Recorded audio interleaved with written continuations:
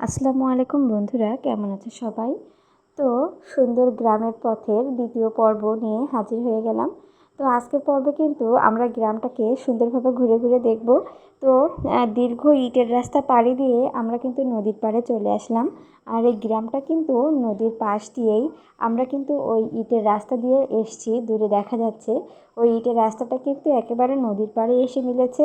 তো এখান থেকে এই নদীর পাড় দিয়ে কিন্তু একটা গ্রাম গড়ে উঠেছে। আর নদীর পাড়ের গ্রামগুলো কিন্তু খুবই সুন্দর লাগে দেখতে। তো আমরা কিন্তু মাঝে মধ্যে এখানে হাঁটতে আসি, খুবই ভালো লাগে। এখানে যেমন আছে ঠান্ডা বাতাস, আর তেমনি কিন্তু খুব সুন্দর প্রকৃতি। খুবই ভালো লাগে এখানে আসতে।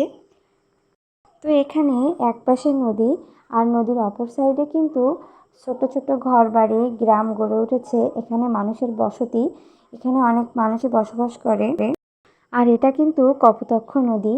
আর এই নদীটা কিন্তু অনেক বড়, আর এই নদীর সৌন্দর্যও কিন্তু অসাধারণ।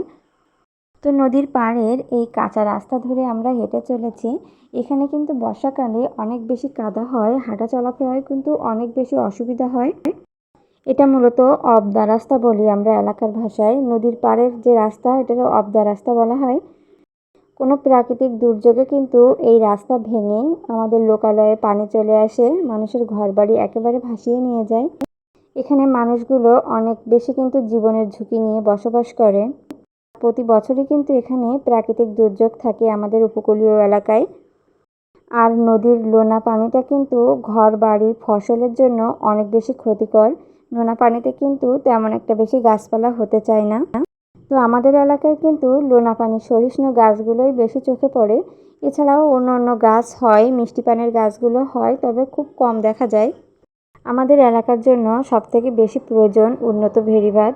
আর আমাদের এখানে কিন্তু খাবার পানির খুবই সংকট আছে। এখানে পানি মূলত সবই লোনা পানি।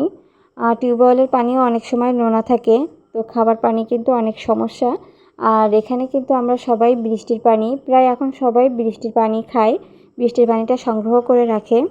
যাই হোক, আশেপাশের গ্রামগুলো কিন্তু খুবই সুন্দর, বেশ ছোট ছোট ঘর বাড়ি, ছোট পুকুর আছে।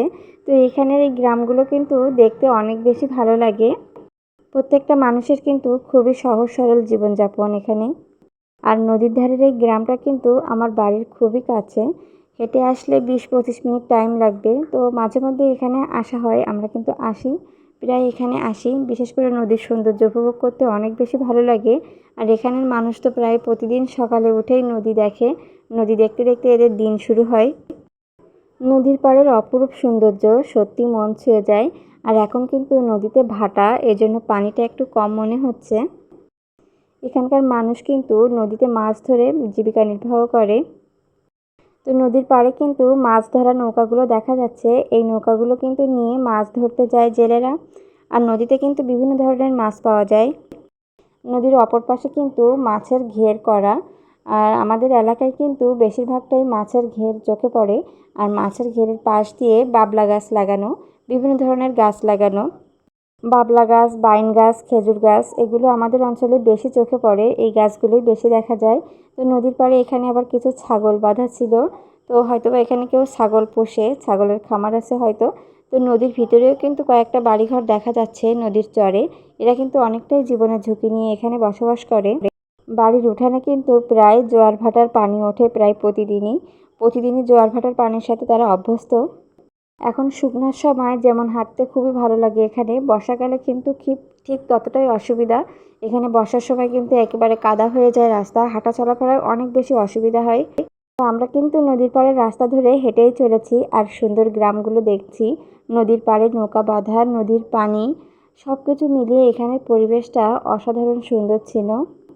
এখানে বিকালবেলার পরিবেশটা আরও বেশি ভালো থাকে। আর যখন নদীতে জোয়ার থাকে তখন পরিবেশটা কিন্তু আরও অনেক সুন্দর লাগে। তবে আমরা যখনই আসি নদীর পাড়ে তখনই ভাটা থাকে, এজন্য আসলে জোয়ারের পরিবেশটা আপনাদের তেমনভাবে দেখাতে পারি না। তো যাই হোক, নদীর পাড়ে দূরে কিন্তু একটা বাড়ি দেখা যাচ্ছে।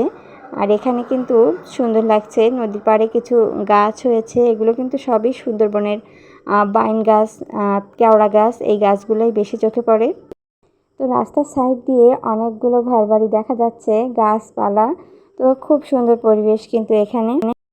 তো তো এখানে কিন্তু আরও সুন্দর সুন্দর কিছু ঘরবাড়ি আছে, সামনেই দেখা যাবে। আর নদীর ভিতরেই কিন্তু একটা বাড়ি দেখা যাচ্ছে। তো বাড়িটা কিন্তু একেবারেই নদীর চরে বানানো। তো এই গ্রামের সামনে কিন্তু একটা স্কুল আর একটা খুব সুন্দর মসজিদও আছে।